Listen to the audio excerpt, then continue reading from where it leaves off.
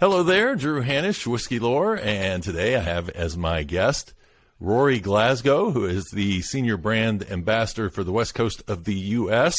for GlenDronach, Benriach, and Glenglass. Perfect. Nice pronunciation. All right. Yeah, no, thank you for having me. Good to have you on board. This is really great for me because I've had a chance to go to the GlenDronach distillery, and I have two whiskeys that when people say, what's your favorite whiskey, I will usually throw out Laphroaig and GlenDronach. And they're different sides of the Scotch world. Spectrum. Yeah. But it's, I love diversity in my collection, and those represent two of what I think are some of the best whiskeys that you can get in the world. So I've been wanting to talk with you guys for a long time to get you on the podcast and talk some history, because actually it'll show you how much I enjoy GlenDronach, that when I decided to start doing my Whiskey Lore history podcast where I'm doing the storytelling, the first story I chose to do was the one on James Allardice, or we call him Kobe because that was his nickname. But telling that whole story, because it's a fun way to learn about a whiskey, and it's a story that until I actually found the documentation, the entire written story by the family in their own family journal. They had a website up where they had posted a PDF of the entire story. I was just hearing dribs and drabs of it. And so what you would hear is that, he couldn't sell his whiskey where he was at, so he went down to Edinburgh. When he went, he had some ladies of the evening selling his whiskey for him. And that's all you hear. And you go, well, that's bizarre. There's got to be a whole lot more to this story than just that. And so in digging in and really going a bit deeper with it and finding out that, he was trying to sell his whiskey locally. He was late to the game in starting the distillery, and then all the taverns, according to them, were all already supplied. And so they didn't need his whiskey, and so he went to Aberdeen, tried to sell it there, couldn't sell it there, went down to Edinburgh, and it was just a chance meeting in the middle of the street of a lady of the evening saying, will you buy me a drink? And he's like, I got a barrel of whiskey back at my hotel if you want to come back. And then they're all excited about drinking his whiskey. So that part of the story, I think most of my audience knows up to that point. And like I say, fun way to get started. When I started researching this, I looked on Wikipedia, and somebody's going to have to fix your Wikipedia page, because we will cover a few of these things here, which I think they have wrong. And maybe we can kind of clear this up if you know. But they actually say that GlenDronach was the second licensed distillery after the Excise Act of 1823. But the bottle says 1826. So, yes.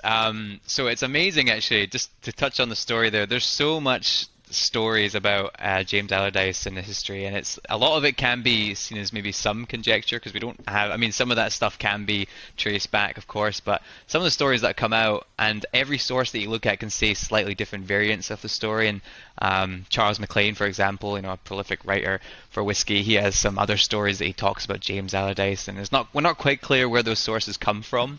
But yeah, the excise law, like you were saying, was passed in 1823. GlenDronach is, some sources do state it as the second licensed distillery in Scotland. It is certainly one of the first licensed distilleries in Scotland. And it's actually really funny, some of the information you can see about James Allardice, and even, you could really kind of big this up as much as you'd like here, but some of the research that you can look into with James is that he was really friendly with the Duke of Gordon, who was the local kind of land owner in that area of Aberdeenshire in the northeast of Scotland where GlenDronach is located. And the Duke of Gordon was so impressed apparently by James Allardice and his kind of entrepreneurial spirit, especially for whiskey, of course, that he was, and the Duke of Gordon was one of the kind of founding peers for that really pushed through that Act of Excise in 1823, probably for multiple reasons. I think probably the landowners were looking to maybe make some cash off it, trying to make more efficient of the process of making whiskey, and also maybe kind of obviously taxing it as well and putting down regulation to make a more quality product. But yeah, apparently so, the Duke of Gordon was impressed by James Allardice, and so that was a main driving force for him being a part of the passing of that law. And so yeah, quickly after that, we see James Allardice coming in with a consortium of farmers and even a chemist in around 1825. The distillery was kind of finished and then was really established in 1826. And it was James Allardice with his nephew, I believe it was Robert Davidson, who was a chemist, and then his cousin Robert Stewart, who was a farmer, and then John Richardson, who was a farmer as well. And so a lovely kind of blend already between business, entrepreneurial spirit, the technical know-how, and the land as well coming into play here. So these were the four partners that really set up the distillery, but all of it was really driven by James Allardice. And as you kind of alluded to there in that story, his methods in which he could kind of sell his whiskey were quite funny. So kind of going down to Edinburgh to sell to the innkeepers and to the merchants there, but having all been stocked up on product, it was only until he had this run-in supposedly with the ladies of the night, who then kind of, after tasting the product, then tasted people they knew on the product, and then quickly people were asking for it by name, and then casks were getting shipped down to Edinburgh to fill the demand. So yeah, he is a really fascinating character. So I don't know if there's any other stories you've heard of him, because there's a couple I could share with you. Go ahead. Because the only other thing I know about is really kind of that the distillery ended in a fire, and I think that's where he kind of exited from the business. But I don't know anything in between. Yeah. So yeah, it's funny. So the fire did happen. I think it was in 1837. The fire took place at the distillery, which largely destroyed it, sadly. So it was rebuilt in the kind of 1850s, and that's kind of what remains there today. Is most of that. Although there are buildings that date back, even predating the distillery, 1771. We have the lovely kind of manor house that's on site. You probably saw it when you were there, Glen House, beautiful old manor there, 1771, so very old indeed. But no, so I mean, some of the stuff that you can read from Charles MacLean, he writes about the relationship with the Duke of Gordon, which is such, again, kind of just giving you an idea how important and how prominent he was in the whiskey industry at that time. There's even a statue of him on a big column in the city of or the town of Elgin in Speyside, kind of the I guess the capital of Speyside, if you like. So yeah, people definitely pay homage to him. And on one occasion, Charles MacLean, again, we can't verify much of this, but it's interesting to read about it. But Charles MacLean writes about how I think it was one time when James Allardice was at Castle Gordon, the Duke's residence, and apparently James had maybe a little bit too much to drink after dinner, and he was very overly effusive with the Duchess's piano playing. And so the morning after, the Duke talks to James and was like, my wife's not very happy about the way he spoke to her. And so James Allardice then kind of goes on to say, apparently, that it was because it was the rubbish Glenlivet that he'd been given, as opposed to his good old GlenDronach. Nice. If only he'd had that, he would have been much less worse for wear. So apparently, a cask was ordered immediately to the castle. So there's stories like that are great, and even some people even attribute, the relationship that he had with the Duke as maybe kind of being one of the reasons that not that it led to the fire, but certainly maybe his time being spent elsewhere and his focus maybe being distracted by going down to London, because the Duke, obviously being high society, took a shining to James Allardice and introduced him to the high society of London. And so James spent a lot of time down there, and so again, being this kind of entrepreneurial, very kind of colourful character, he kind of, I guess, attracted a lot of people down there and really loved it. And so when he was away down in London, the fire broke out in GlenDronach and burnt down. And then about 5 years after that, kind of in the 1840s, James went bankrupt, and he kind of falls off the history books at that point. We don't really know what happens after that with James. But what's amazing, though, is that he really kind of, and the reason we kind of obviously attribute a lot to James, and we kind of named our GlenDronach 18 after him, the Allardice, which is a very well-loved favourite for many GlenDronach fans. It's because he really put it on the map. So even after the fire destroyed a lot of the distillery, he went bankrupt, a lot of partners then pulled out. You had the managing partner at the time, who was a guy named Walter Scott, who was from Falkirk, who I believed also owned the Tinninch distillery at the same time as well. Not the famous writer. There's a Walter Scott who is also a famous writer. Yeah, not the same guy. So he was the managing partner, and he came in and rebuilt the distillery back to its former glory. And yeah, the brand, the distillery's name still held a lot of weight from that time past when James was really managing it and running with it. So he really kind of built the foundations that GlenDronach sits on, for sure. And he gets his name at the top of every bottle. And he does, and it's on every cask head and all that. Yeah, he still plays a very big role in it. So, and by far, I mean, for me, the 18 is like my creme de la creme when it comes to our core range. It's my personal favorite. I love them all, but the 18 is something very special, a very old school whiskey for sure. This is going to be the fun part, because I have lined up over here 5 different whiskeys that we're going to go through. And are they the same 5 that you have back there? I can't. I'm squinting to see. I know the Parliament's in the middle. That's the 21-year-old, and the Yes, so I have the 12, the 15, the 21, the Portwood, and then I have a single cask, which is a 2008 11-year-old that was bottled for, I think it was K&L Wines that was bottled for a while ago. So a little single cask. What do you have over there? I'm curious. I see some behind you. I have the 12, the 15, and this is the cask strength batch 8. Oh, beautiful stuff. Yeah. Oh, the cask strength's great. That's a particularly good one. Yeah, very nice. I joke with people because I say I have to go to Louisville, Kentucky to find my rare Scotch whiskeys because they sit on the shelf there. Everybody else is chasing after the bourbons. And I'm like, you guys got the supply here of plenty of Scotch, so I'm going to dig through. And so last time I was up there, I found a bottle of it and said, gotta. It's the first place it comes into. Yeah, gotta do it. And the only other one I've had is the peated one, which I had, and we'll talk a little bit about that too. But I had that while I was over in Scotland. So that's wonderful stuff. That is a great exemplar for what Highland peated whiskey can be, and it's we don't really do that anymore. But it's a little bit kind of extinct now. But it's lovely whiskey, the peated stuff at GlenDronach. I think it's interesting to note that you guys were one of the last distilleries to stop coal firing, and you used to have your own malting floor. And I believe that when you were malting, you were using a mixture of coal and peat for your heat source. Is that correct? Yeah, so we were one of the last direct fired distilleries, so direct firing of the stills via coal.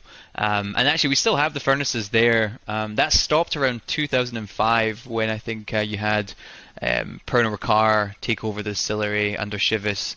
And they took over the distillery, and one of the things they did was convert the coal firing of the stills to steam firing of the stills, so indirect firing. And it was mainly coal that we used, but I don't know if we used peat or not. That would have been potentially something we might have used back in the day, but certainly coal would have been used in the large, vast amounts. But yeah, they're still there. You can go, I'm sure you saw it when you were there, but you can go under the kind of stills and you can see these big kind of cast iron doors that can be opened up, and there's big furnaces in there that they used to. Crazy to think, 2005, that they were shoveling in coal to heat a still, these massive, giant copper stills. Yeah, absolutely. It's fascinating as well. I mean, even they obviously everything with a distillery is so intricate to the flavor. So if they ever have to replace a still, any ding or dent that's happened along the years, they'll make sure they replicate that. But even with the changing of from coal to steam coil, they essentially were trying to replicate the these kind of hot pockets that would form from the coal that would just kind of naturally happen with heat pockets that would happen. And so they actually started coiling around the steam coils to kind of be more tightly packed in certain areas to give the same kind of caramelization that would happen inside the still like you would have with coal. So they tried to replicate it, which is lovely to know that they would go to that effort to try and keep the flavor the same. So you've got 4 stills there. You got 2 wash and 2 pot stills. Are they identical to each other then, even with dings and dents? No, they're not. So the two outer stills are our wash stills, and the two inner stills are our spirit stills, and they're kind of lantern shaped. They have a kind of boil ball in the middle there, or in the lower, I guess, kind of the lower third. And the amazing thing about the stills, I'm sure you saw this when you were there, is they are one of the more unique stills that you can see in Scotland. The two outer stills have this amazing line arm shape, which I don't think I've seen in any other still anywhere else. But it's you can describe it in a couple of ways. Some people would refer to it as a saxophone neck. Some people refer to it as a swan's neck or a goose neck. Or some people say it almost looks like a U-bend, and it basically is in that it has this shape to it. And what allows us to do basically, and everything with GlenDronach, if you've ever had it before, we're all about sherry cask maturation, and so to really have long periods of time spent in a sherry cask, which can get very influential on your spirit, you need to obviously have quite a robust spirit that can really withstand that sherry maturation for such a long time. So that line arm that kind of goes up and then around and then down and then back up allows us to capture the light, the medium, and the heavy bodied alcohols, not allowing it to go back down into the still, to reflux back up and strip it and lighten it. So we're allowing our spirit to really have that heavy body that's required for a long period of maturation in sherry, which is amazing. And you get such a plethora of flavors. If you talk to our master blender, Dr. Rachel Barrie, who doesn't just manage GlenDronach, she also does Benriach and Glenglass. She will talk about the flavors that you get at GlenDronach, and it is amazing when you're there. I'm not sure if you got a chance to try the spirit, but it is just a wonderful array of this kind of, and Rachel will refer to it as like a duality. You've got the top notes as being these kind of citrus notes, which are typical at distilleries, but most kind of sit in the realm of lemon. This kind of sits more in the realm of orange. So you're already kind of a little bit darker and deeper here with these orange notes coming through. Going down, you kind of get these cherry notes, these bramble notes, these kind of red berry fruit notes coming through, and then the bottom, the lower notes that you have coming through are these wonderful leather, sandalwood, tobacco, espresso, coffee notes coming through. And that's before it's even hit the cask. So that is just like everything you want to tick the box on for then marrying and then interweaving these sherry notes into that spirit. So it's a perfectly crafted spirit for that sherry cask maturation. So you've had the opportunity to taste the new make. Yes. Yeah. I mean, drinking it can be the best way to do it. I mean, what a lot of people do is they'll take a little bit in their hands and they'll kind of put it in there and let it dry and then smell the aromatics coming off, and you really do get all those almost, I mean, talking to Rachel Barrie, the way in which she breaks down this idea of smell and taste, she almost talks about it as like a orchestral kind of metaphor, where she's talking about these light notes almost being like the strings, the woodwind being these kind of middle notes, and then the brass and percussion being these heavier notes. And you do get all that whole range there. It's amazing when you're really getting the aromatics. It makes so much sense that you can draw a line from that through the 12, the 15, the 18, the 21 and beyond, because if you talk to any master blender, the hallmark of any truly great whiskey is having that kind of that marriage, that balance between the distillery character and the cask, and GlenDronach just does that so well, because I mean, unless you maybe get like one of these really just phenomenally unique single cask expressions, which can be as dark as molasses, they can be really fun, but the core range just really amplifies the balance that we're able to achieve from distillery character to cask. It's amazing. It's fun seeing the range and how we're just a couple years apart from each other, and so you can really go through. In fact, I took a picture for Instagram and posted the backs of the bottles to show the coloration difference going from the 12 up to the 21 and how dark that 21 really gets. And we sometimes just think about these age statements, but we don't really dig into how much work that wood is actually doing to that spirit over time. Exactly. And that's the thing. I mean, like I said before, many distilleries would not be able to withstand that level, that intensity of sherry cask maturation. So you need to have, and when you think of a Highland whiskey, and GlenDronach kind of sits on that eastern Highland area there in Aberdeenshire, so it really is a classic quintessential Highland whiskey. And we think of, although the regions now again can be a little bit diluted and always to be taken with a pinch of salt, I see GlenDronach as kind of one of the not the last remaining one, but more of that kind of classic, big, bold, rich, muscular, robust Highland single malts, which we typically think of, which kind of get more diluted now with some distilleries, but GlenDronach really still retains that. And you're right, the color that you see, we don't add any caramel colorings in any of our bottlings, so all what you see is coming from the sherry. And it's amazing as well, a testament to the blending, because many of the roles that you'll see in the distillery, you'll see usually master distiller being thrown around as a term, but Rachel Barrie goes for master blender, and every cask is so unique. It has its own unique fingerprint. So when you're talking to her about what she does on a day-to-day basis, a lot of it is trying to make these consistent products, this 12 and the 15, the 18, the 21 and beyond, products and flavors that we expect a certain flavor because we've gotten used to it, but you're making that product with inconsistent materials. Yeah. Like every cask has its own fingerprint, so it imparts its own uniqueness, and especially with Spanish wood.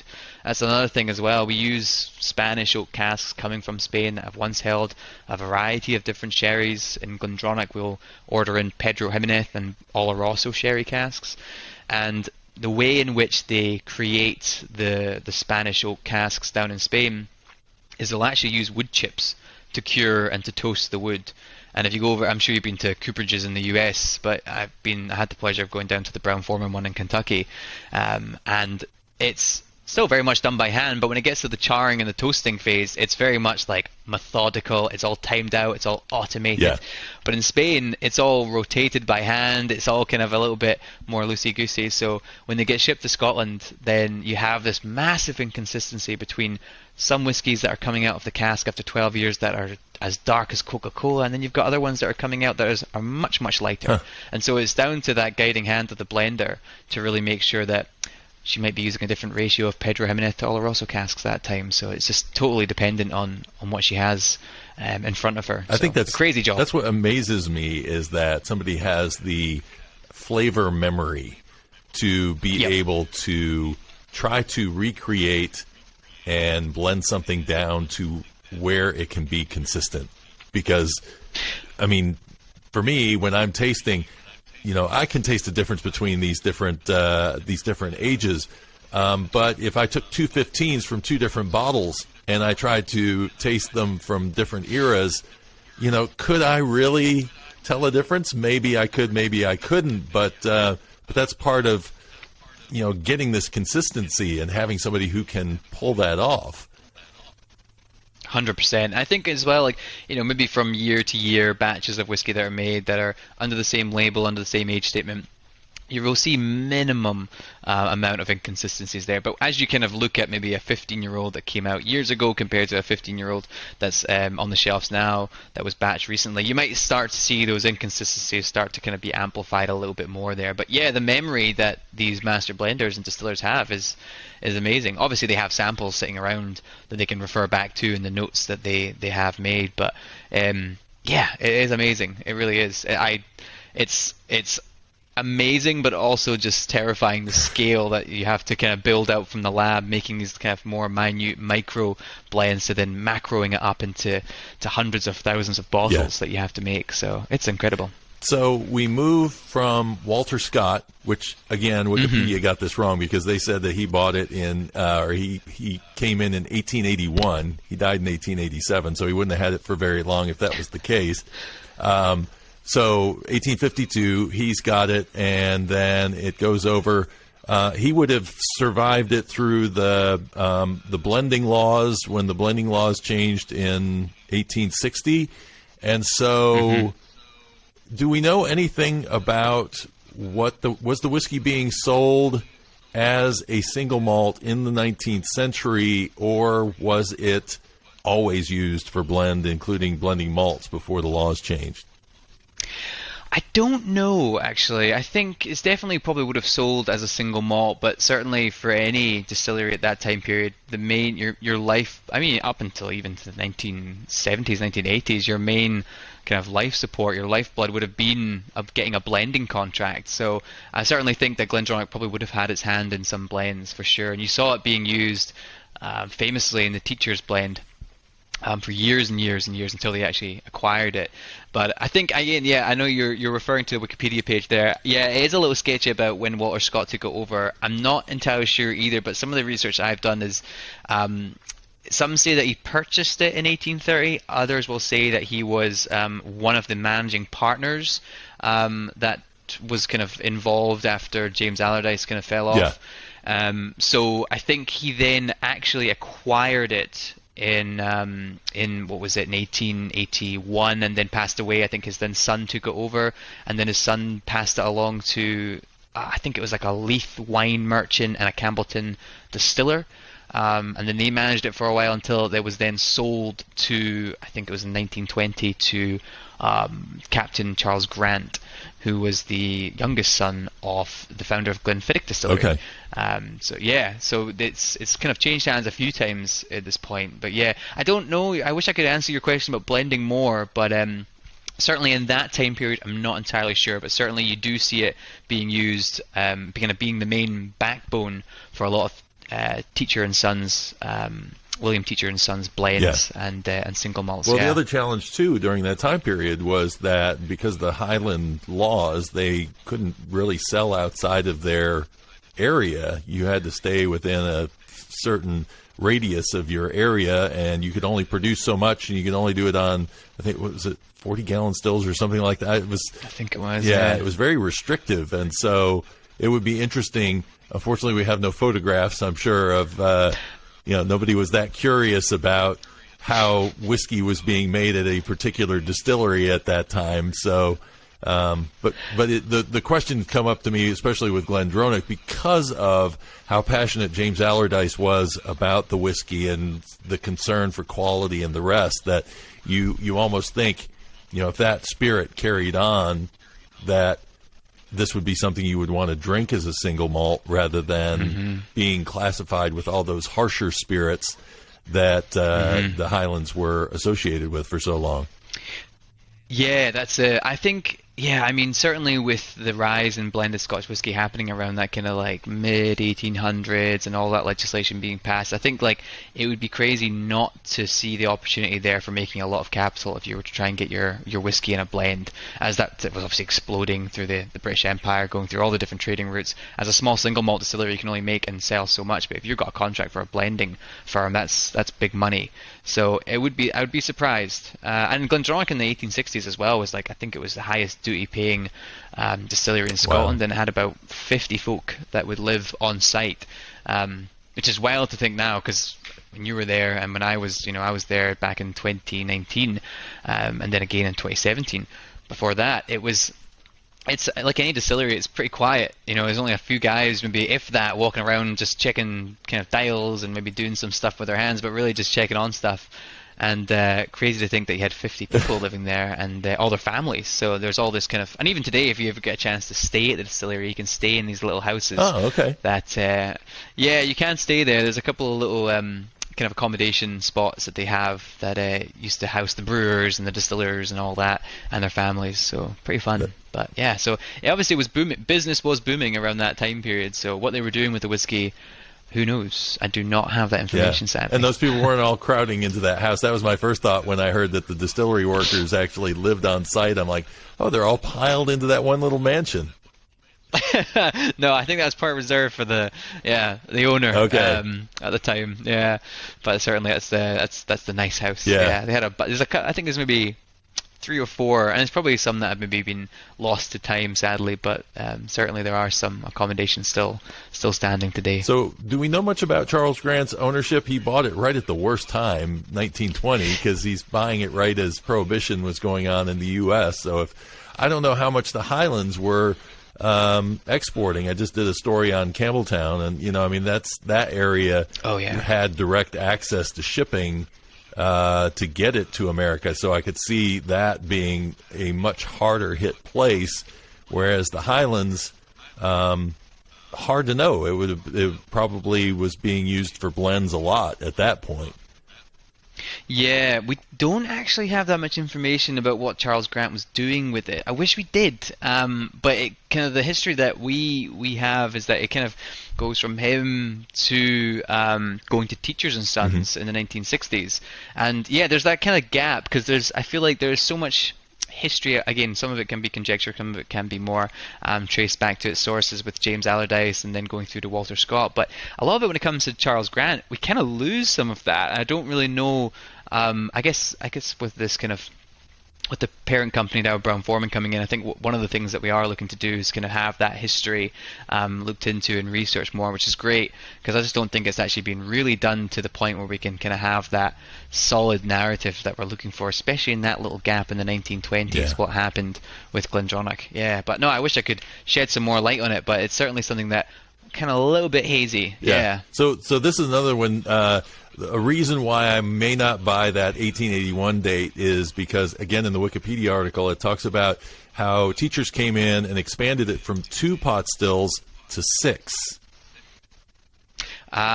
Do you see any opportunity? I've seen the spot. I can't imagine that they could fit 6 stills in there. No, I mean, I've got conflicting information that, I mean, based on having been there and seen that there's 4 stills, but also just, Teachers and Son in 1966, they would have, increased it from 2 stills to 4 stills, not the 6. Does the Wikipedia page say 6 stills? It says 6, That's so funny. Yeah.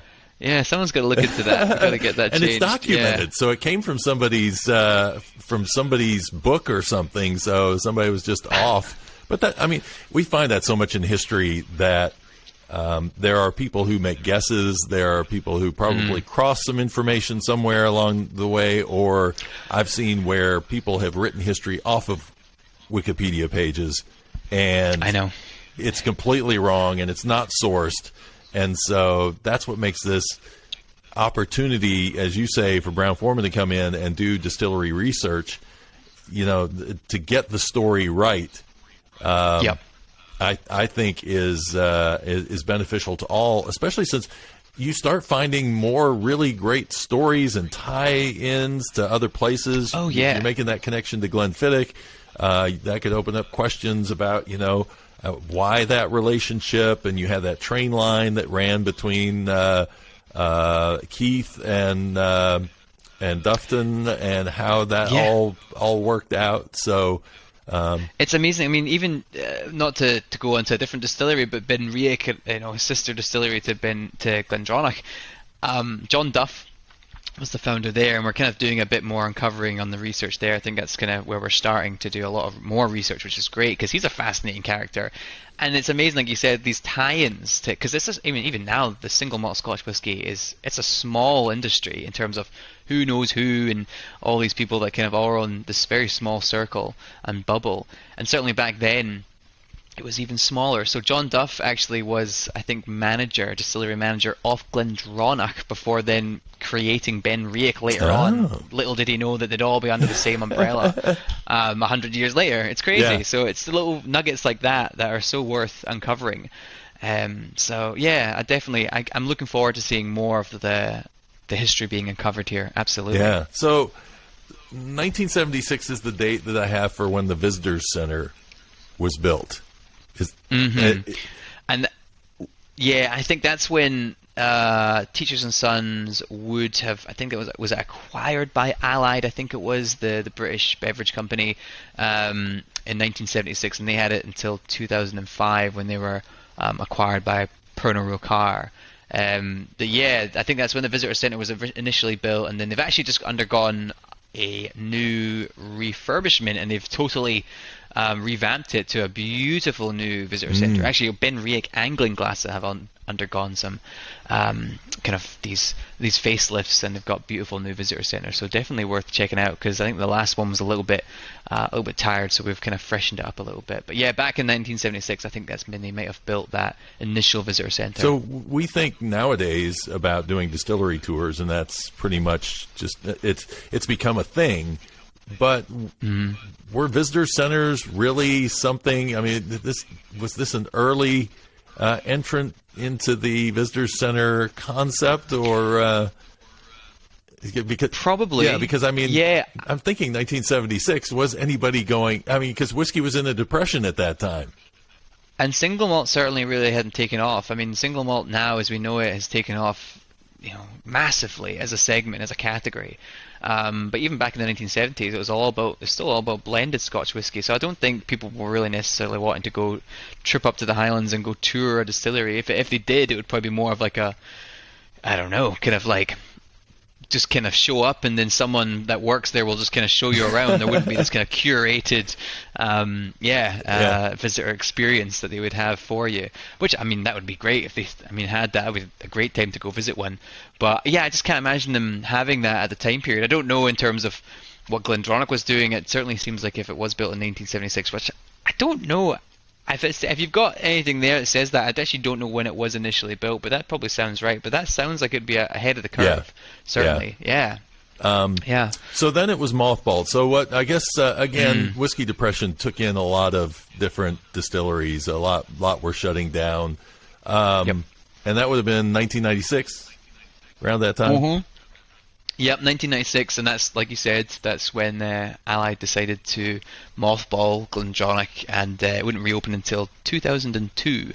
And then we had the takeover by Pernod Ricard, and they kind of looked to, I think we were speaking offline about the kind of before, in the earlier part of this, we're talking about the coal firing of the stills and things like that. So they did a couple of things with changing some of the mechanics. But yeah, a lot of people, the big fans of GlenDronach, kind of look to that mothballing as kind of giving us some of the amazing whiskies that we kind of hold very dear to our heart at GlenDronach. But yes, so a lot of people kind of infer that because there was that period of mothballing at GlenDronach, that we do actually have some older vintages being snuck into those younger age statements that were being released in 2002 onwards, in our 12, 15 and 18 years. So some people were kind of making that jump, saying that there was older whiskies. We don't actually confirm or deny that at the distillery, but there is some information online that might give you an idea of some of the vintages that were being used in those whiskies, giving you much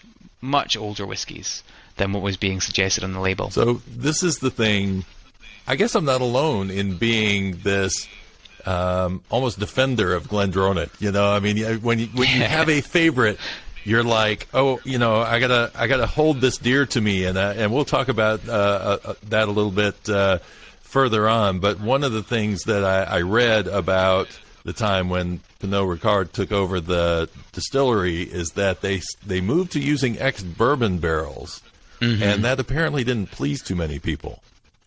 Yes, so and even some of the old books that you can read now, they say the style of maturation that GlenDronach uses is a combination of ex-bourbon and ex-sherry, but we've kind of moved away from those days, thankfully. Although, even the peated GlenDronach that you may have tried, I think it was called traditionally peated. Yeah. We had that in the US for a while, and that was bourbon and sherry cask, and nothing wrong with it. It was, it gives you a lovely flavor, and especially with that peated style, it's kind of that entry of vanilla combined with that kind of very wood-based Highland Peat that we use, gives you this just like shortbread, smoky shortbread aromatics, which is lovely.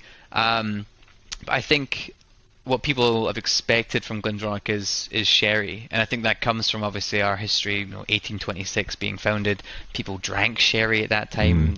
There was records showing in Scotland, start of the 19th century. That's when Scotland really started getting into sherry. England obviously predates that much more. So that's what the casks. That's the casks that they had to work with in James Allardice's time. So that makes sense that we've kind of built a spirit around that style of cask. So to change to bourbon probably would have been more cost effective for Pernod Ricard, because obviously bourbon barrels, ex-bourbon barrels are abundance on the secondary market because of the bourbon laws. So they're great value, but certainly when it comes to the spirit style like GlenDronach, it's accustomed to using sherry casks. So I think I'm glad we've reverted back to that old style. Yeah. Well, and you guys are very close to Strathisla, where Chivas has their main spot for their whiskeys that they make, and so I wonder if they were just trying to grab somewhere in the same region and let's do production kind of the same way between the two, maybe as just a sister distillery. Probably, yeah, that definitely would make sense. I mean, yeah, again, we spend millions of pounds, I should say, on sherry casks every year, and they're not cheap to get the good ones as well. Yeah. So we work very closely with those bodegas. So you can get a good ex-bourbon barrel for maybe 150, 130 pounds or so. A good butt or puncheon coming from Spain, you're looking at well over 1,000. It's even though they are larger. Yeah. Even when you factor that in, it's still a very expensive cask, an expensive way to make whiskey.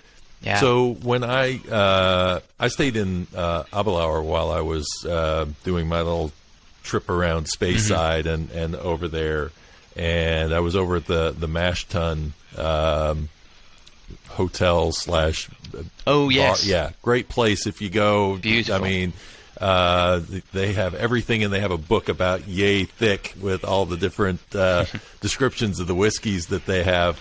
But while I was there, that's where I first heard the name Billy Walker, and it was just me overhearing a conversation between two people, and this passionate talk about, you know, Billy Walker and all that he did and did for GlenDronach, and bringing the sherry cask back, and really kind of bringing GlenDronach back from being a brand that probably wasn't even really, except to those who really knew what GlenDronach was, it was not a worldwide brand, something that you could find anywhere else.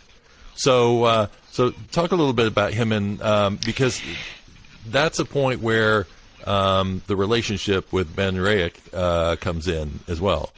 Yes. So Billy Walker he's kind of seen as this white knight coming into distilleries and really kind of bringing them back, or turning them around, kind of bringing them back from the mothballing stage they may have been in, and just putting them on the map. And he is by far one of the best master blenders and distillers around. He really is. And he's been in the industry for a long, long time, and now he's at GlenAllachie doing the same thing with that distillery, which is fascinating to see. It's not a copy and paste job, certainly. He's got his own unique identity, that distillery, but very much doing what he's done with Ben Rayek, but doing it with GlenAllachie now, which is fascinating. But yeah, so he came in to the distillery 2008. He acquired GlenDronach, but previous to that, he had acquired Ben Rayek, I think, in 2004, and he set up the Ben Rayek Distilling Company. And that then went on to acquire GlenDronach, and then in 2013 he acquired Glenglass, and that was the 3 distilleries that he had under his Ben Rayek Distilling Company. And yeah, I mean, he is. I like to think of him as, and you're seeing this now with GlenAllachie, and it certainly was the deal with Ben Rayek in the past, because we've undergone, if anyone knows Ben Rayek, we've undergone quite a significant brand change.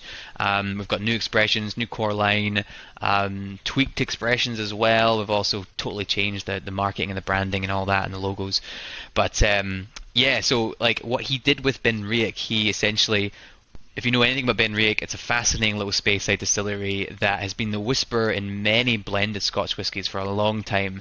And so it was kind of and actually Dr. Rachel Barrie talks about it in the same way, it's like the larder of Speyside. So a lot of blenders would use Ben Rayek for blending purposes. So if you needed unpeated classic Speyside, it was there. If you needed peated Speyside with Islay stocks running low, Ben Rayek was there.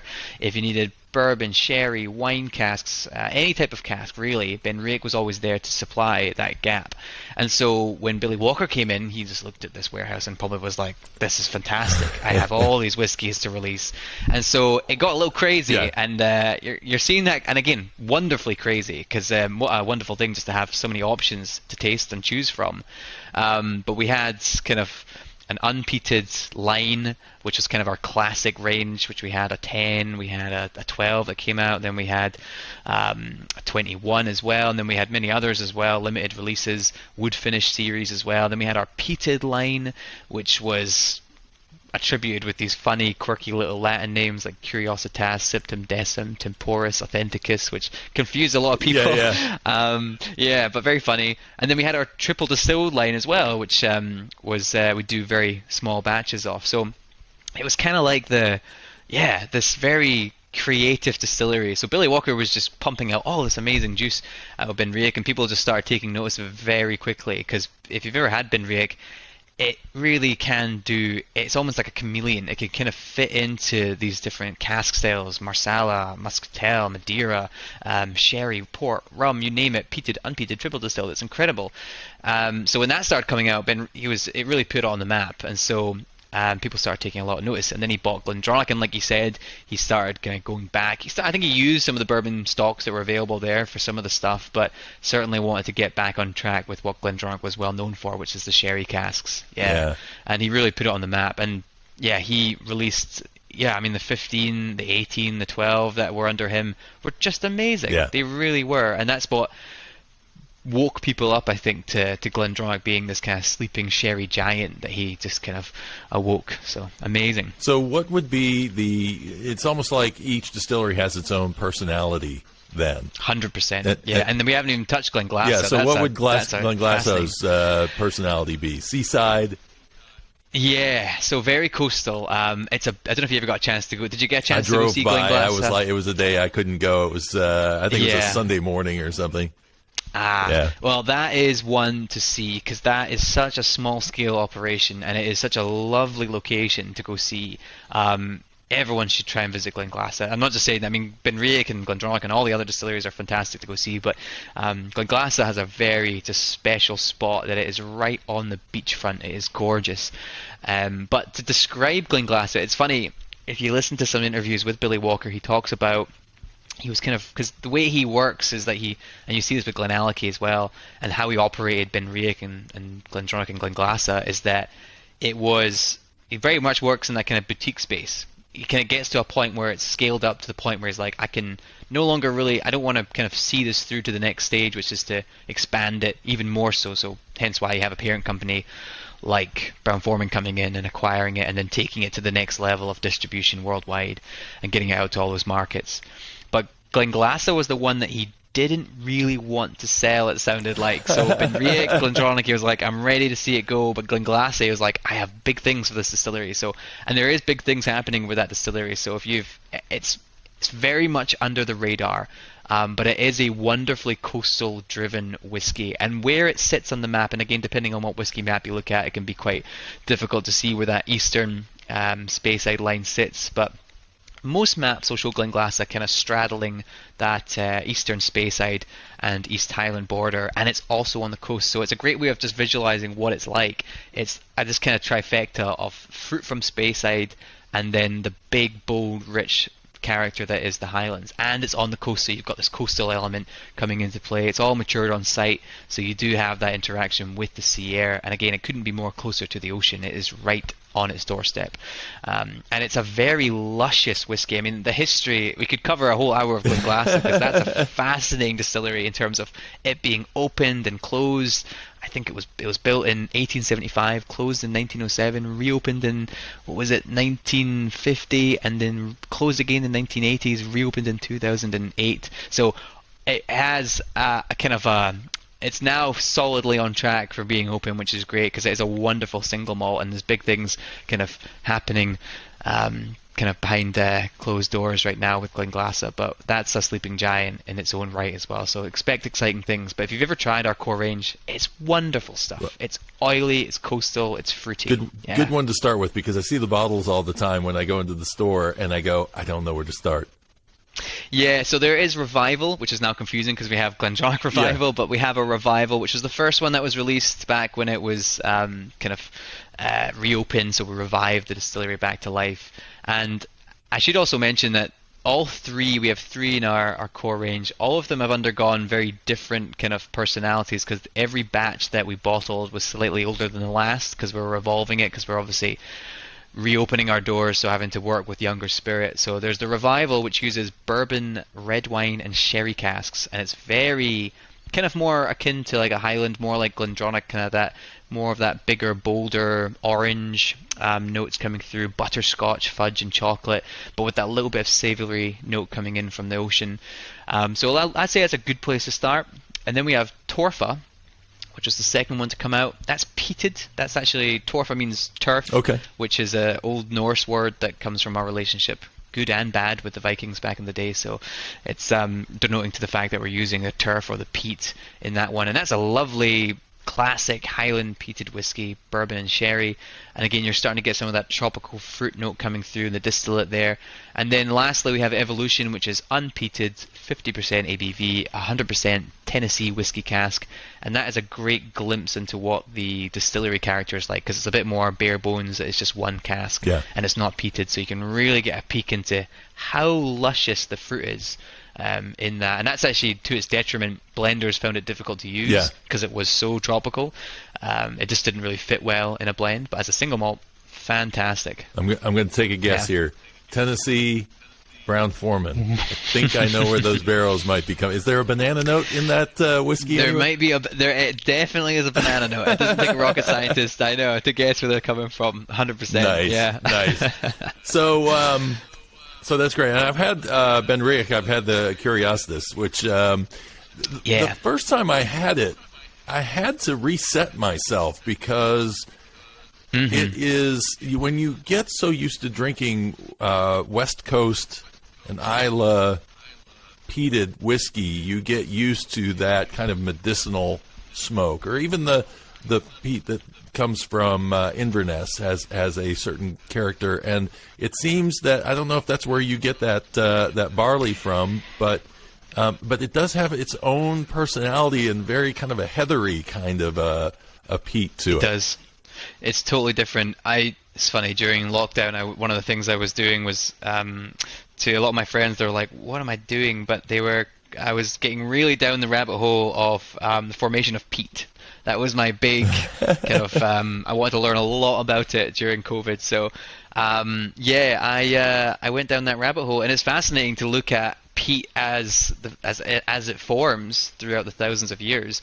Obviously, it's all based upon the local kind of fauna and the local plant life that's surrounding that local area. So you have on the west coast of Scotland, especially on the island of Islay and all those other islands, you get so many peat bogs.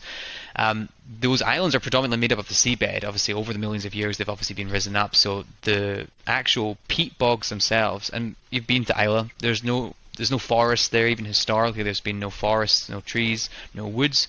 So that peat is basically made up of seaweed, sphagnum mosses, and then also whatever you have there, very kind of local based heathers and things like that. So it's not wood based. It's very much more, obviously, having that infiltration of the ocean as well, being so close as being an island.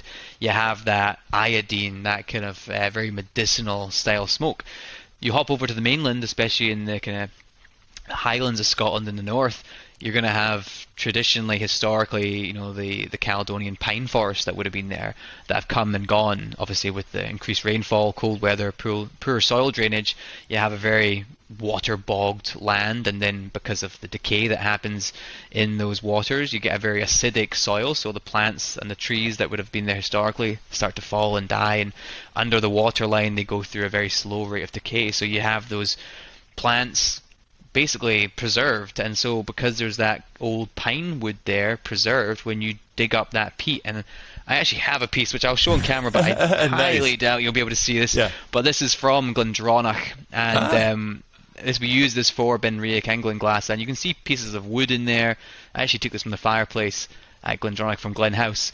And and you can just see how much wood is embedded in there. And so when you burn this and infuse it into your barley, we make very clear that we want to have this Highland peat used in for the malting of our barley. And at Ben Riach, we actually have our own malt floor, so we can do that on site when we want to. But it gives you a very different aroma, sticks to the barley, travels through to the whiskey, and you get, like you said, in the Curiositas, which has now kind of become our Smoky 10 and our new core range.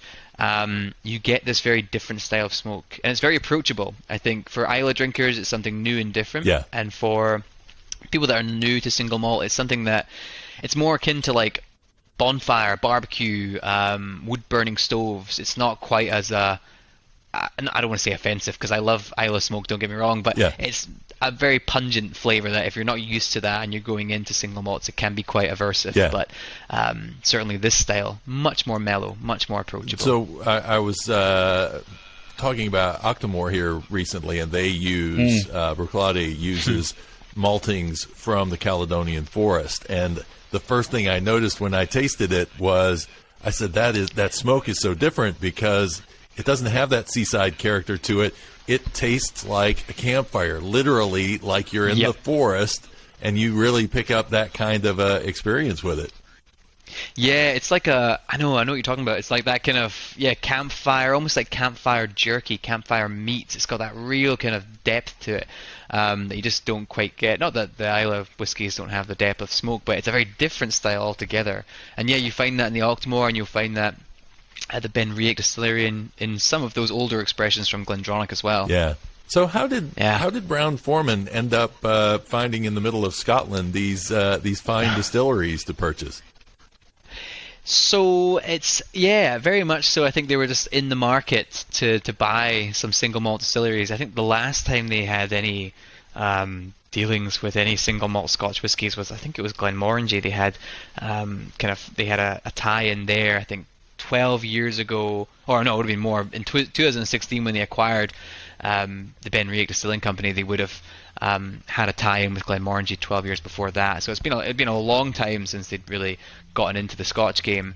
And it sounded like Billy Walker was open to selling, and so they had meetings. And apparently when Brown-Forman was there, it was all kind of hush-hush at the time, but whenever they have visitors to the distillery, there's 3 flagpoles there, and so they'll have the Scotland flag up, and I think they have the GlenDronach flag, I can't remember, and then they'll have whatever the visitor flag is, and so they had the American flag up, and everyone was like, well, it's pretty obvious who's coming to buy it. It's got the American flag up there, it's not the French flag or anything else. Yeah, and that flag was still there when I went, because I drove up, I'm like, why is there an American flag here? I didn't realize that Brown-Forman owned it at that point. I'm like, okay, this is different. Yeah, that's weird. That's a nice little calling to home. Yeah, that's funny. But no, so I think they just they were looking to buy, and so Billy Walker walked away a very rich man, and he obviously put that back into the Scotch whisky industry with GlenAllachie, and you're seeing the fruits of his labor coming out. Yeah, fascinating stuff. So, I mean, the only major change we've had really since, well, obviously a couple of major changes now with Ben Riach undergoing that brand relaunch and remodeling, but obviously Billy Walker left and does what Billy Walker does, and we've had Dr. Rachel Barrie take the helm as being master blender, and we've just had, increased distribution worldwide. Yeah. And so she came in right at the beginning?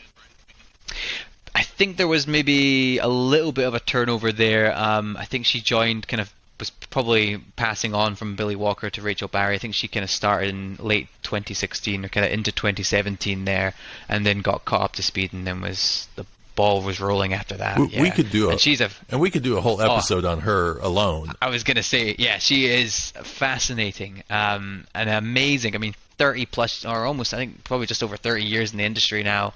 She's worked at some of the biggest distilleries in Scotland. I mean, Glenmorangie, Bowmore, Ardbeg, Glenmorangie. It's amazing how much she's contributed to the whiskey industry, and even chemist by education. She worked in the Scotch Whisky Research Institute, and so she knows on a molecular level the interaction between spirit and wood. It's amazing. And when you talk to her, she lights up a room.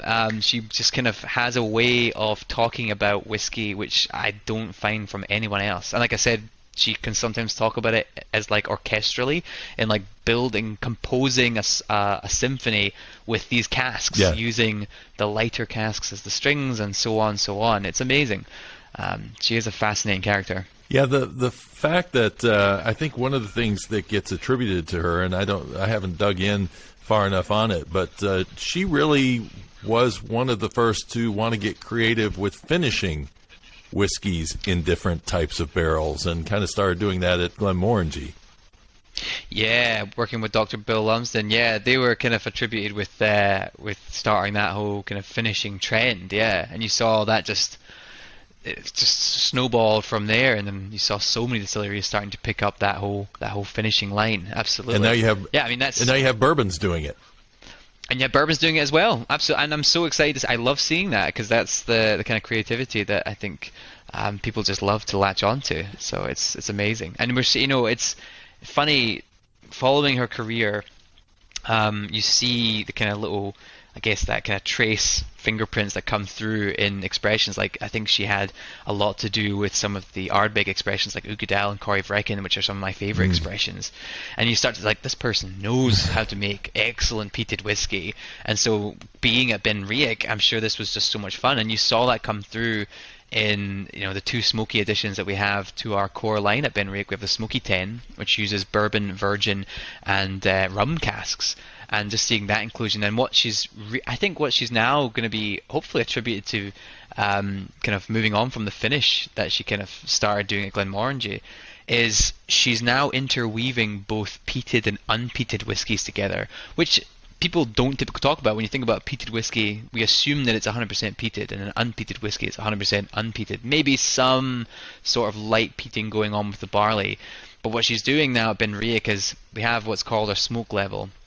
And our smoke level will tell you straight up how smoky it is, whether it's nil, so there's no smoke, no peated whiskey stocks going into this. If it's trace, for our original 10, there's a trace amount of peated whiskey being snuck in there and interwoven in.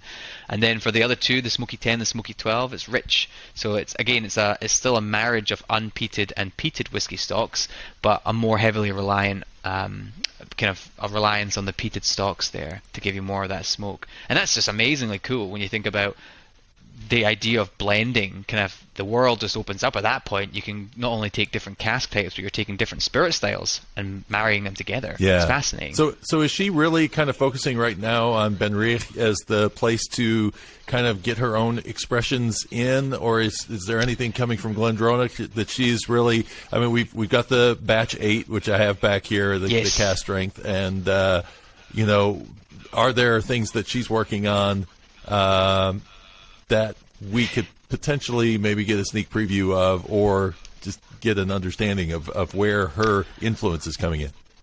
Yes, well, I mean, she's had her own, I guess she's continuing, she's kind of carrying the torch in many ways for GlenDronach. I think that's how we kind of conceptualize it with the core range. But she has added to the core range very recently, although it was a limited item to begin with. We've actually included it as a core item now with the Portwood, which is lovely because that's still kind of in the wheelhouse for GlenDronach. It's a fortified wine, and certainly that would have been used probably as a cask back in the day in the 1820s when port was very popular as well. So it makes sense. And that's a lovely whiskey. No age statement on there, but certainly has this lovely, almost like a maraschino cherry apple crumble note going on. Very different, almost kind of more fresh fruit as opposed to it being the kind of dried fruits that we find from coming from the 12 and the 15 and the sherry notes that we find that's so typical with GlenDronach. But 46%, it's lovely, almost kind of like strawberry shortcake as well, and plum coming out of the glass. Again, more leaning towards fresh fruit as opposed to the heavy caramelized dried fruits that we find in the other expressions. Is that you sipping on it there, is it? That's the one I have right now, yes. I figured since we're talking about it, I might as well jump on in there. Yeah, absolutely. It's interesting because the thing that will always stand out about any GlenDronach that I have is that sherry influence. The darker fruits will be in there, but then you sometimes get what I find is that because you tend to mix the Oloroso and the PX, it really strikes a nice balance. Whereas sometimes something that's just Oloroso, it tends to get maybe a little bit too much into the darker fruits, the plum and fig and that area, the raisins, and it kind of brightens up a little bit by going in with the Pedro Jimenez. It does, yeah. I think as well that Oloroso can be, and you find this in although it's one of my favourites, the Allardice, the 18, that is exclusively Oloroso, so there's no PX, no Pedro Jimenez coming into play at all. And what you find is and if you know this, if you've ever had sherry, you'll know that Oloroso is quite tannic. It's quite dry on the palate. Yeah. So PX is the total opposite. It's like creamy. It's like if you took I always think of it like taking raisins, date syrup, plum sauce, chocolate sauce, and brown sugar, and just blending it up. It is so decadent. But what it gives us is a really creamy mouthfeel, and I think that's really important when you're combining the high tannins in the Oloroso, the dryness that you get from those casks into the whiskey, and then marrying that with the creaminess that we get from the Pedro Jimenez.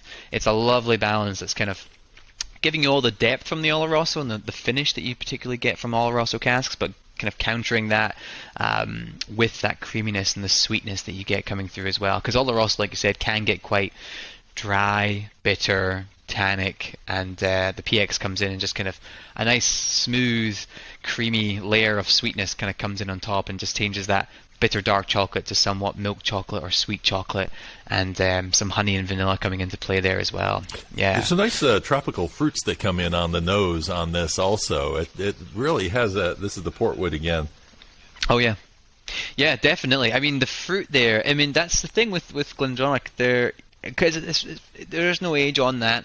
Although the limited item that we did have a few years back, that was, I think, around 11, 12 years old, so kind of a 10-year-old mark-ish was the minimum seeing used there. So you are getting kind of a glimpse into the younger style of GlenDronach there, and what you do get is more of that spirit character, and it is very fruity. I mean, it's kind of not hidden by the sherry casks, but certainly you're maybe getting more of the sherry cask coming into play when you're using exclusively sherry and you're 12 and plus years up. But when you're at that lighter stage of the age statement there, and because the port casks maybe don't give you quite the weight that the sherry casks do, you're getting the fruit coming through from the distillery. And like I said, it's oranges, like Seville oranges. It's going to be that lovely kind of cherry notes. It's going to be even tropical fruits notes as well. It's interesting. I'll have to go back and give that a little nose and try and pick out some of those tropical fruit like notes. A mango I'm kind sure. of thing or something going on there. It's really interesting. Yeah. I mean, all the fruit is going to be dialed up there from the distillery character, and then of course the inclusion of the port there, dialing up all that fruit notes. Yeah, beautiful stuff. So we have a ghost story that we need to get into at one point here, and so maybe we'll dive into that first, and then we'll go in and do the tasting on the 12 next. Mm-hmm. Yeah, I did do my very best to try and get more information on this the Spanish lady that haunts, and maybe you know, because I did ask at the distillery when I was there, and I certainly have looked online, and I got some mixed stories at the distillery, and I didn't really get much in the way of depth of information from that story. So I don't know if you want to start, or do you want me to tell it? I'll let you do it, because I know very little about it. And at one point I was thinking I was going to do a podcast episode telling all the different ghost stories from around. Oh, yeah. There are so many ghost stories. So, but it has something to do with the barrel coming from Spain. Yes, so there is a rumor or story that there was, obviously we would use sherry casks, and we still do, and these casks that are coming from Spain are very large, by the name of butts or puncheons, and they hold around 500 litres, so they are very large when you compare it to a bourbon barrel of 200 litres. So you could definitely get someone in there, let's say, if they wanted to. It's a very large cask. And so the story is that this cask ended up making its way to GlenDronach, and when they opened it up, there was a lady in there from Spain, and her spirit continues to haunt the house at GlenDronach, the Glen house there in the front room. So her spirit still haunts there, which that's kind of where it ends. But if you start to kind of like ask more questions and kind of go down this rational, like, well, why was she in there? Was she alive? How did she? Surely not. And then it's like it gets really dark all of a sudden. So it kind of gets. I'm not really sure where to go with the story, because was she immigrating over, or was she bumped off? But this is the fun part about legends. I mean, Strathala had a story. It was Glen Keith right next door that had a story of about a barrel that they opened. They had gotten a shipment of barrels from Kentucky, and they kept hearing the scratching noise inside of the barrel. And so they went over, and everybody was a little worried about opening this crate up to see what was going on in there. Come to find out, there was a cat in there. Oh gosh! That had survived the entire trip over on boat and the shipment to the distillery. And then they named it Passport, which is a whiskey that they made, a blended whiskey that they made out of there. First, they called him Dizzy because he came out of there all kind of beat up and in bad shape and hungry. But he became the distillery cat. But that's so funny. I asked people, and he ended up going over to Strathala, from what I understand, and then he was taken home by one of the distillery workers after a period of time. But I asked them about it, and they didn't have much information at all. And you think, these are great stories, but again, and that one was true. That's not a ghost story. We're figuring, it's probably mostly, How does the cat get in there, though? Because it's not getting there through the bunghole. It's getting there through the head of the. So it must have. How was it during? How does it get in there? Yeah. Well, so I mean, guess, all I can figure is that maybe they were. I mean, because now they break them down to ship them over, but back then I guess they were shipping them over, and maybe he was in the crate. Maybe he was just tucked away in the back of the crate somewhere, or was he in a barrel? Was he actually in the barrel? Yeah, I bet it makes for a better story staying in the barrel. Yeah, exactly. I mean, that's the thing. I think every distillery has to have one of these stories, and I know you maybe asked about talking about the Spanish lady. And I was thinking about it, and I was like, gosh, this could get really morbid if we go deeper down this hole. I was like, I don't know what happened to her, why she was in there, and I tried asking, but I didn't get much more information other than they opened up the barrel and she was in there, and So who knows? Who knows? Maybe someday somebody will have a little more detail on it. So this is the 12, and the thing that I like to do with the 12 is if I'm ever doing a tasting with people, I will always include this one in because I think it's a fantastic introduction to sherried whiskeys. 100%. Yeah. It is so inviting. It is such a. It's funny. My kind of story, my connection with GlenDronach was I'm from Edinburgh. I'm a native of the capital city of Scotland, and born and raised there. And I worked in a pub called the Cannyman's for about 5.5, 6 years or so, and stocked over 300 odd whiskies. And I was doing my various degrees at the time and using that as a kind of student job. And GlenDronach was my first whiskey that I fell in love with, and little did I know that I'd be obviously working for them. And the 12 was the first one that I tasted that it just was like, that's it. Whatever that is, I love. And it was much better than I obviously now don't detest this style of whiskey, but someone gave me Lafroig 10 as my first whiskey, and that was a big turn off. But GlenDronach 12 was the one that kind of turned me on to sherried whiskey, and it was kind of my gateway Scotch into that world. And so I think for many people, they find that it's I don't use the word smooth because everyone says that, but it's creamy. You really get this lovely mouthfeel coming through, and it's like autumn in a glass. I always feel that for people that are new to whiskey, it's great to put the time of year in the glass, and for that GlenDronach 12, it is soft autumn fruits, it is apple pie, it is chocolate, like milk chocolate, especially on the finish for that one. As soon as you kind of exhale after finishing it, it just turns into creamy milk chocolate. Fudge and raisins and vanilla, easy peasy. A little cinnamon in there too, and the baking spices kind of come through on it. It's really, really nice. A little bit gingerbread, so you're still getting that kind of like muscular, kind of Highland finish coming through there, coming through in the way of baking spice, but it's so approachable, it really is. And at 43%, it's incredibly drinkable. It really is lovely. I think that's the challenge again when you're trying to bring somebody in to start tasting Scotch whiskey, and you'll get people who say, I don't like Scotch. Why don't you like Scotch? It's too smoky. This is the thing that makes them go, wait a second, it isn't always smoky. And this can have, in fact, I almost say this is the wine drinkers Scotch, because if you enjoy wine, I think this is one of the more approachable Scotches for you to try to get started. It's so funny. Dr. Barry, the master blender that we have, she actually talks about GlenDronach being like wine, and actually it's really funny. Do I have the quote here? There was a fun, again, this is all kind of conjecture, but there was a funny thing that I was reading from Charles MacLean, and just kind of on that note of wine, it kind of brought this up, but there's a little rhyme, and again, who knows where this came from. There's a little rhyme about GlenDronach that kind of calls back to this kind of wine note that you're talking about, but the rhyme goes, red currant jelly is good for the belly, ginger and nuts are good for the guts, but the wine of GlenDronach is good for the stomach.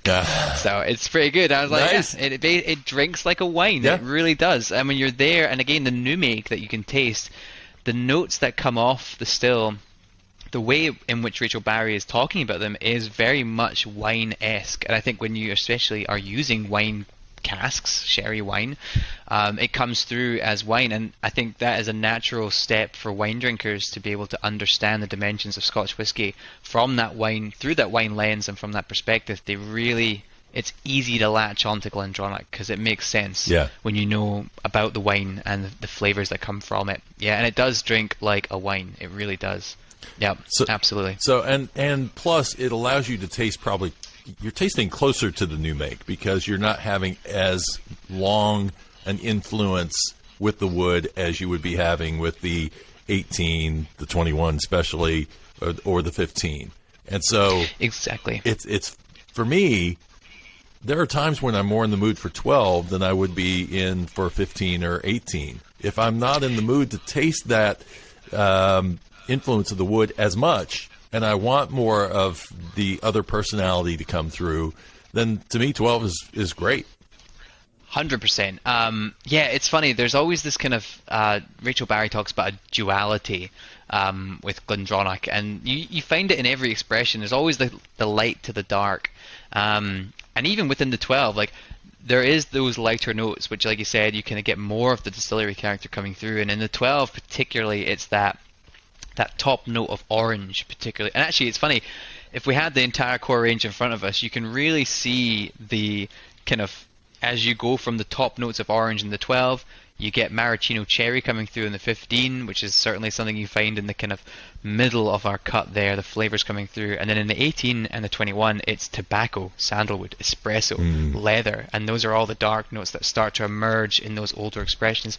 But you find hints of it even in the 12 and certainly in the 15, which I would say is the kind of, although we're not there yet, but is kind of the middle of the road before you start to then go into the dark and sticky sherry that some people love. But the 12 is just such a lovely way to enjoy it. You get all that lovely top citrus note of Seville orange, which is, it's so delectable. You can just keep drinking it. It's lovely. So the fun part about 15 for me is that when I was over in Scotland and I was doing the tour, I was hearing the rumblings about the fact that because of the mothballing of the distillery, the 15 that you're buying or you're tasting right now likely is not 15. It's likely a older whiskey, and that's why everybody is raving about it. So when I took my old bottle that still has whiskey in it, and then the one that you guys just sent to me, I had to pour them and look at them side by side and nose them and see if I could tell any difference. And I couldn't tell any difference between them. So if that was the case, because I thought, I'll pour this, and if it looks closer to the 18 or it even looks halfway in between, then I've solved the mystery.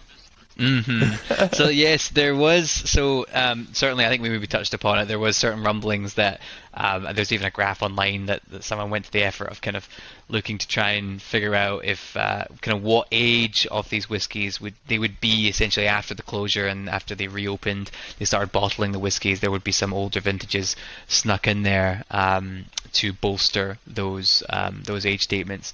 And so some of the 15s, people were claiming that it had much older stuff, even like 18, 19-year-old whiskey in some cases.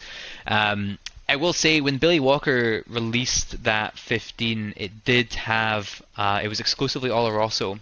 So fans that like that style of 15, I think have more kind of moved towards the 18 now, because that is exclusively Oloroso.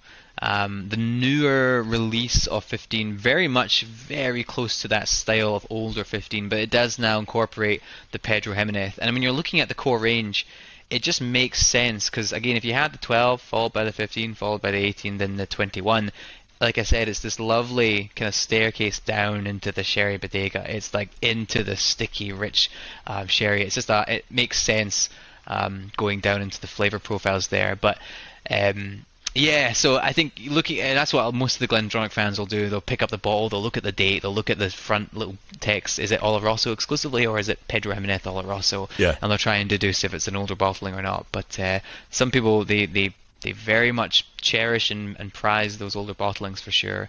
Yeah, beautiful stuff. The thing that I get immediately, and this is what I really love about Scotch and why I think Scotch is my favorite of all the categories, is because if you've been to Scotch distilleries, when you put your nose to a glass of GlenDronach 15, I smell the warehouse. It's like it takes me back. That's the extra juice in this one that made me say my favorite was the 15, because because I didn't have a bottle of 18 or 21 around, but because when I put my nose in it, I go, all of a sudden, here I am in the Highlands, and I'm at the distillery and I am smelling that warehouse.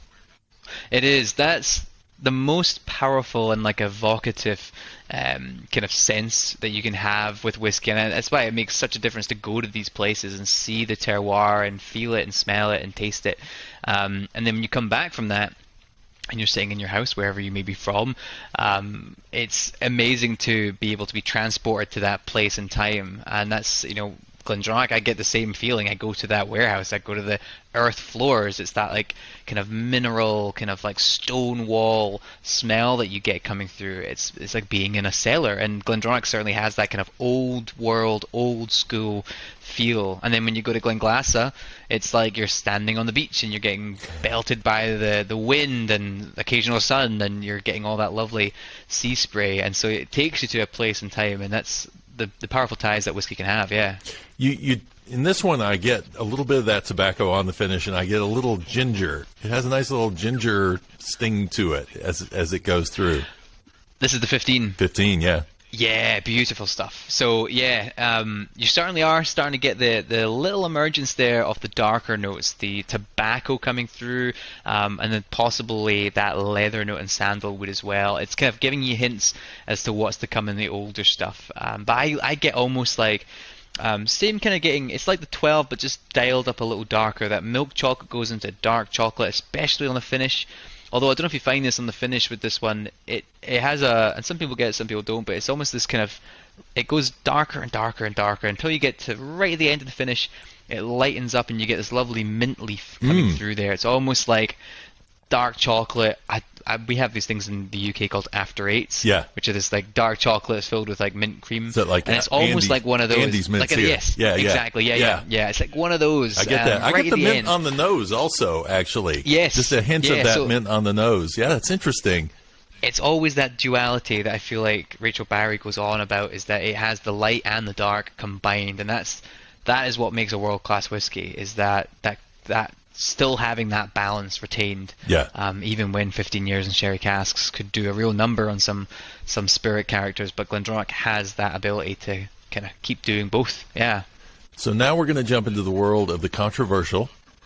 Yes. Because the 15 is the bottle that actually stirred up a bit of online frustration about a change that happened to the label or to the tin that drew a particular YouTuber's attention, and then there got to be a little back and forth between the distillery and Ralphie is his name, Ralphie, and he's been doing tastings for 12 years. He's on his 900th episode, so I mean he's seen a lot of whiskey.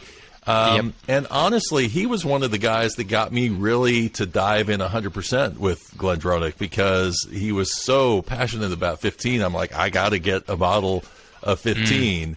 And so, again, we go back to the story of being really passionate about a whiskey. But then he went into this whole thing about they've taken chill filtering, non-chill filter, because he is really big about no color. Yes. No coloring. No chill filtering. Be very transparent about what you're doing.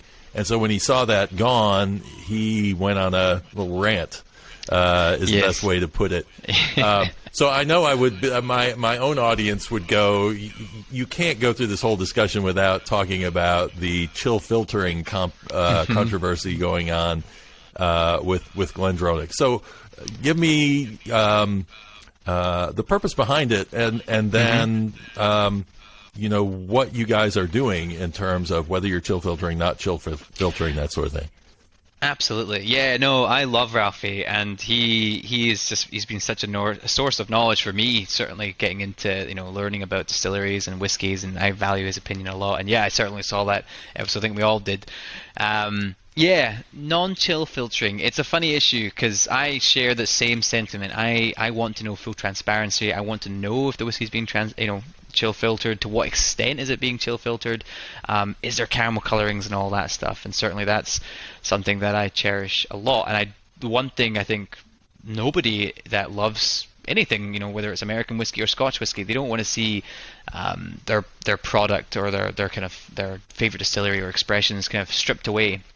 And I think with a big parent company coming in, people always kind of feared that. So I think this was like people maybe going, "Oh, it's happening! Like this is the start of it." But it really wasn't. And I was on very quickly on calls with the UK team and the global team and the distilling team as well. That we're all kind of a part of this. And I think it's really important, first and foremost, to note that GlenDronach is I not say it's the most important, but it really is the big brother out of the 3 Scotch distilleries. And GlenDronach, as we all know, is not broken, and they certainly don't want to mess with it. And it's kind of the one that's leading the charge right now, although Ben Riach has been doing very well. So it's GlenDronach is not the one to mess with. So the first thing I don't think they wanted to do, Brown-Forman, would be to put their foot in it by messing it up. So the reason, and is kind of, we can go into this in quite a bit of depth if you'd like, but as we've expanded, I guess, our distribution to new and far-flung markets, one of the things that we're experiencing was this flocculation that happens in the bottle. So this naturally occurs, as many people know, the natural reaction that takes place in the cask between the alcohols and the spirit and the acids and the esters that happen in the wood. Essentially, you have the kind of particles that can come out of suspension when the whiskey is chilled down, and you will have them showing a visible haze in the glass or the bottle. And that's a very organic, totally harmless, we all love it.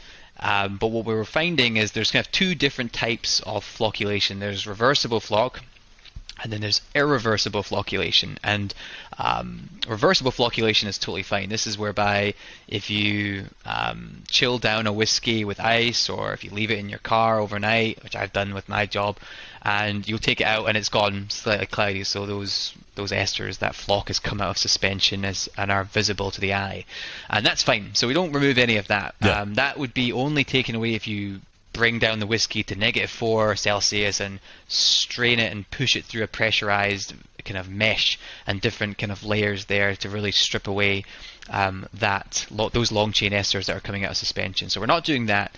The only thing we are doing, and this is done on a batch by batch basis, and this was to give the flexibility to Rachel Barrie and her team, that we're finding that essentially in these markets that we're kind of, as we're expanding, like I said, we're finding this irreversible flocculation starting to occur, which can come in many different forms. So you can have sediment forming at the bottom of the bottle. It can either just look like kind of dark, kind of like dust essentially forming at the bottom, or it can even look like it can come in the form of calcium oxalate, which is these little kind of pieces of, almost looks like desiccated coconut, these little needles, these white needles that form. Again, this is all totally harmless.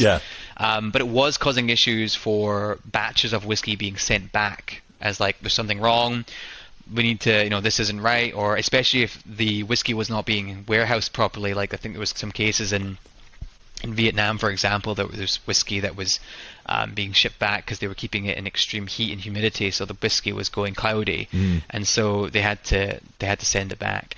And so to kind of avoid the delays, we basically removed that from the packaging, not to say that we are chill filtering, but just to give the flexibility to the bottling team that if there is levels of this turbidity or irreversible flocculation and sediment, that we're looking to try and remove that. So we're not filtering down to -4, we're not squeezing it through a pressurized mesh to strip out any flavor. It's just to do a very light filtration on some of those issues that we found, and it's on a batch by batch basis. So although it's no longer on the bottle, or I should say the tube, it was always on the tube. We have it may or may not have gone through a slight amount of filtration there. But it's a great question. You're being transparent actually by not being transparent in a way, because by removing it from the label, you're being transparent that you may be doing something in the background, but yes. What you just described to me, to write that on a bottle, to explain to somebody this is the hard part, because there is, again, as I said, I felt it when I saw Ralphie talking about it. I got frustrated too because I said, "Don't mess with my whiskey. Don't touch my whiskey." Yeah, that bottle back there of GlenDronach 12, it has a brother which is downstairs. Mm-hmm. As soon as I heard the news, I said, COVID's going on right now. It's just coming to an end, and we don't have any new supplies of GlenDronach, so I'm going to go buy some bottles that still have that written on it, so I have it. So I literally went to the store and said, I have to buy at least 2 backup bottles of this. A lot of people did that, yeah. Because it freaked me out because I said, don't mess with my whiskey. But I asked you a question offline before we started, and of course you're not a representative of this distillery, and so you're only going to know so much information. But asked the question. I asked you the question of, is Macallan chill filtering, and we don't really know. I mean, we don't know off the top of it. They don't. I've not seen it clearly written on a package anywhere. So that's the thing. I mean, I think. I think the fear this was really feeding into the fears that people have, like I said, about with any change in hands, going from Billy Walker, which is he's kind of seen as, like I said, as White Knight that goes into distilleries, and all these big changes that happen with our distilleries, although we've had very minute changes as opposed to Ben Rake that's gone through quite a bit. I think this was really, like I said, feeding into people's fears, like it's happening, it's changing, they're messing with it, but really it wasn't. And I think, you're right, I think it's funny trying to put what actually is going on a bottle can be tough, but I think if we did have non-chill filtering still on there, and then people found out, like, wait a minute, they are filtering, and it's like the backlash on that might be even worse. So I think it's to be transparent. So I hope this sheds light on it. Yeah, it absolutely does. Yeah, and the thing as well, Brown-Forman has an army of tasters. Like we've got Chris Morris at Woodford, and all these people, Rachel Barrie, all these people were lined up and they were tasting the batches of whiskey side by side, and there's no noticeable difference, because when you're filtering out only the sediment, only the calcium oxalate, or only the irreversible flocculation, that does not affect mouthfeel. You cannot detect the change, is what I've heard. Okay. But of course, it's up to, people will do, I've seen people tasting them side by side, old batches compared to new batches, and like we just discussed, like a master blender, no batch is the same, so they're always going to be slightly different, especially if you're going way back to older bottlings. Well, they're always going to be different. We forget about, there's other things going on like oxidization and the rest that could be going on because my bottle of 15, I just assumed that since it's a 1.5 year old bottle and it's half empty, that there's a certain amount of oxidization that's gone on with that bottle that is going to have changed it from the time I first had it to this 1.5 years later. It opens up just like a wine, but at a much slower rate. So it's going to open up on its own, whether it's in the glass or if you've drank a bit out of the bottle, it will sit and it will open up. And actually, some whiskies I've had do better when they're in the bottle for a little while, and they just kind of slowly, gradually mellow out. Yeah. And so you're getting a much more enjoyable experience, or just a different experience in some cases. Yeah, absolutely. So how did so the Allardice, which is the 18, is just Oloroso sherry? Just Oloroso exclusively, and it's still at the. Have you got that one there in front of you? That's what I got right here. Oh, I don't even have that one here because that's we've had some stock issues here in California because it's a very popular one, and obviously with COVID-19, everyone's been affected by whether it's shipping containers not reaching their destination in time, or issues getting glass and other kind of non-consumable stuff. It's crazy. But no, the 18 is, like I said, one of my favorites. It is old school single malt at its finest. It is the same percentage as the 15. It's 46%. It tastes bigger than 46, and that is purely from the spice that you get coming through from the Oloroso, and because there is a lack of that PX coming into play, it doesn't have the cream that can kind of not mask the spice, but mellow out the spice. And so the spice will grow. If you hold this in your palate, it is a wonderful, like, sherry spice bomb. It's like Christmas. And again, putting a time of year in the glass for me is so important, trying to figure out what's going on in a whiskey. And for me, my mind's eye, when I'm smelling this every single time, is like being in an old study during winter. It's like leather armchairs. It's like roaring kind of fireplaces. Maybe someone's had like kind of like a pipe with some old school tobacco in it, maybe going 20 minutes ago, and it's still kind of hovering around in the air. It's amazing. It smells like antique. It just smells. If antique had a smell, that's what it smells like. The finish though ends up in this really kind of like a berry of some form, and then all of a sudden that toffee comes in. There's like that little richness of toffee that comes in to finish it off. So it has a lot of the things you expect out of an older whiskey with the leather tobacco kind of stuff. But what surprised me was really kind of that fruity berryness at the end that I didn't expect. Yeah, I think that again, not to harken on too much, but that duality. I think we go in and it's like, oh wow, that is classic heavy sherry Scotch. That is Muscovado brown sugar. It's dates. It's figs. It's raisin, it's walnut bitters, and then you're getting that emergence of the fruit at the end, or that kind of lightness starts to come up there at the end, and that's what makes a really good whiskey. You're getting the whole plethora of flavor. It's not just sitting in the corner kind of with the dates and the figs. It's more of this whole kind of expansion of flavor. I can tell that's one of those whiskeys that you're not going to drink that with friends. You're going to sit down and study that one.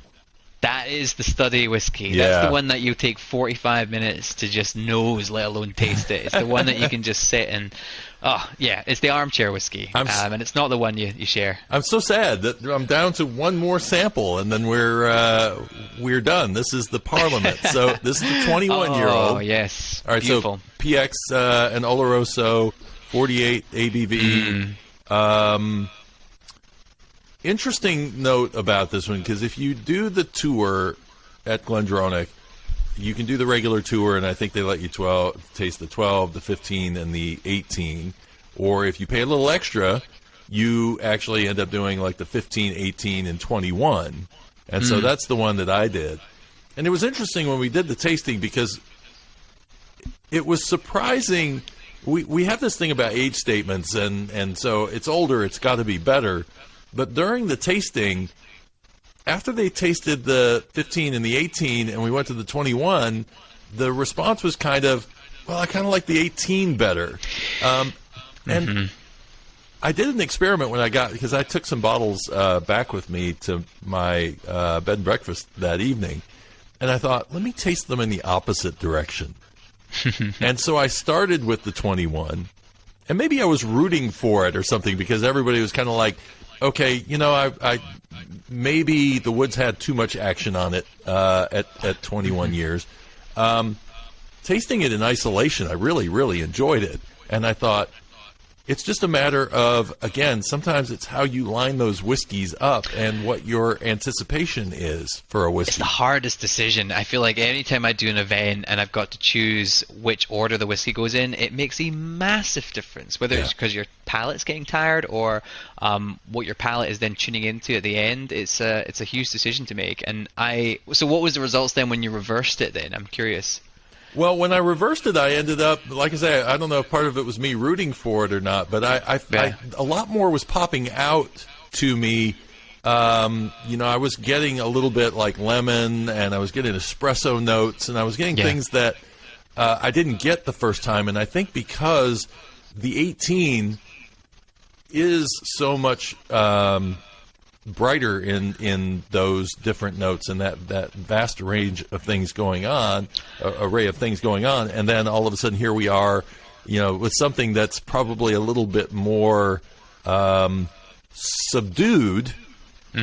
But when you really kind of dig into it, all of a sudden you're getting like cherry notes out of it. You're getting melon. You're getting stone fruits.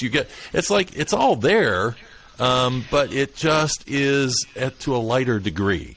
It is. I sometimes what I tend to do sometimes with that core line tasting is I will do 12, 15, 21 and then do the 18, because I find that the 18, although it's 46 compared to the 48% that the 21's at, it's bigger. I find it has a bigger, darker note, and I think it is just that exclusive Oloroso cask that's coming through, that when you go to the 21 with the PX and the Oloroso combined together, it's It can be. It can be perceived as being subdued compared to the 18, even though it's a 48%. It's not messing around there, but I do find it's more dessert-like. I feel like almost, if I'm going to define, I've not done this before, but 12 is your starter, 15 is your main, and then 21 is your dessert, and then the 18 is like leather armchair, kind of like after dinner drink.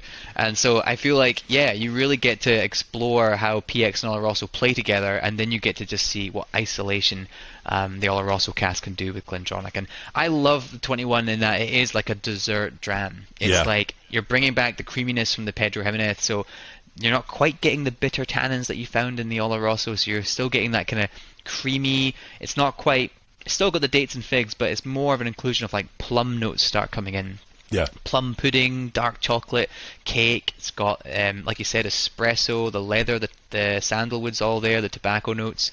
But it's maybe not quite as intense as what you find in the Oloroso, the 18-year-old. And then, yeah, there's also that duality coming in. You said lemon as well there. You still get those lighter notes coming through as well. And I think that is the Oloroso, the Pedro Jimenez, I should say, because that does give you these kind of fruitier notes. Because Pedro Jimenez by itself is very, very fruity, albeit very sweet. So the 21 is, it's difficult to try and put that in. I'm sure I've done tastings so often where we get to the 21 and people are like, I thought, like, it's not that they didn't enjoy it, but they were just like, I think they had an expectation coming from the 18. That it's just getting better and better and more intense and more intense, Exactly, but the 18 is just an odd man out in the core, but I love it for being that, absolutely. Well, and this may be the other thing, too. When I did that tasting, I'm just being introduced to GlenDronach further up the line from 12, which was all I had before I went on that tasting. And so a palate that's not familiar or that, you're coming in, you're doing a tasting, and you like Scotch, but you're just approaching this tasting as, I'm here for discovery, and I don't have that trained of a palate. Mm-hmm. When I drank it right now, I love it because it does have a lot of personality going on. And I just finished 18 and went to the 21. And for me now, that's a whiskey I want to go back and explore because, as you say, there's so much other stuff going on in there. It's pulled in a whole bunch of personality that even the 18 doesn't have.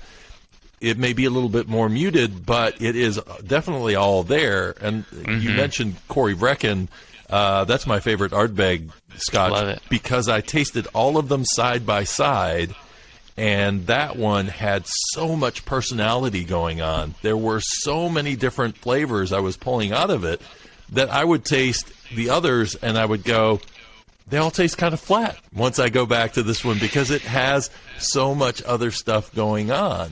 And I kind of think like maybe that's where 21 is the hidden gem, that once you have pushed your palate out to a point where you're ready to taste something that's got a lot more intricacies to it, that's the whiskey that you're going to look at getting. Yeah, and I think when you sit, and again, like, whiskey will, depending on what you've had to eat that day, depending on the time of day that you're drinking the whiskey, so many factors go into what you pick up on that certain time and moment. And I think the 21 is one that you want to sit with and let it open up by itself. It's 48%, so even that increased ABV, you maybe want to mellow it out just through letting it sit for 15 minutes, coming back to it, trying it again, letting it breathe, maybe speeding it up with a couple of drops of water. Or pairing it with dark chocolate, or even the best pairing. Now, of course, if you're studying the whiskey, best to do it on its own. Yeah. But we do pair these with cheese. And the best pairing I have found for any of the whiskies that I've worked with cheese before is I don't know if you've ever heard of Humboldt Fog. It's a goat's cheese. Okay. And it has it's kind of I believe it's an aged goat's cheese that has like a line of blue running through it. It's kind of a distinctive look to it. And it's very creamy, but it almost has these hints of kind of a big, bold blue note, but not quite as strong as a traditional blue. And that, with the 21, is absolutely phenomenal. And again, it's beautiful pairing. So there's things you can do with it to kind of change your perception of that whiskey. And by far with the 21, the biggest thing I can say to recommend to anyone is letting it breathe. Yeah. So let it open up on its own, because it is a big whiskey and it will reveal more to you the more you dive into it, for sure, like any whiskey will. Well, and the rule I've heard is that, leave it sitting there open for as many years, for a minute for every year that it's been in the barrel. These have been sitting here all afternoon waiting for me, so that's probably the reason why it probably opened up a bit more too, because when you're on a tasting, they're just going to pour it right there and now you're going to taste it. Exactly, and I always preface that to anyone. If you come along to any whiskey events, and I'm sure your listeners have, it's difficult because I'm trying to imbue information onto the people that are there, but really what I want them to do is to take that, kind of try and internalize it as much as they can, taste the whiskey for what it is in that moment, but then really take it home. Like, go home, sit with it, dive through it, dissect it, try it a different day, a different night. That's the best way to do it. It's really difficult to do these kind of flash tastings in a way, because it just doesn't give the whiskey the patience that it deserves. Yeah, for sure. And I was actually a little nervous because these are so aromatic that I was afraid after I poured each one in there, and some whiskeys you got to stick your nose right into the glass to be able to smell them, and these you can be away from them and you're picking up those sherry notes pretty heavily. Oh, yeah. So it's like I was almost a little nervous that I wasn't going to be able to pull out the individuality of each of these different whiskeys. So yes. Yeah. Oh, there was one thing I wanted to bring up. You mentioned this a while back. It just popped in my head. So one of the things that we were talking about maybe some new things that are coming down the line for GlenDronach's. So one of the things that we should be releasing fairly soon, it's been postponed because of COVID, but we should be bringing it out fairly soon. But it's a GlenDronach 50 year. From the 1960s. Yes, so that will be hitting the shelf. So Rachel Barrie has curated this 50-year-old that will be released shortly.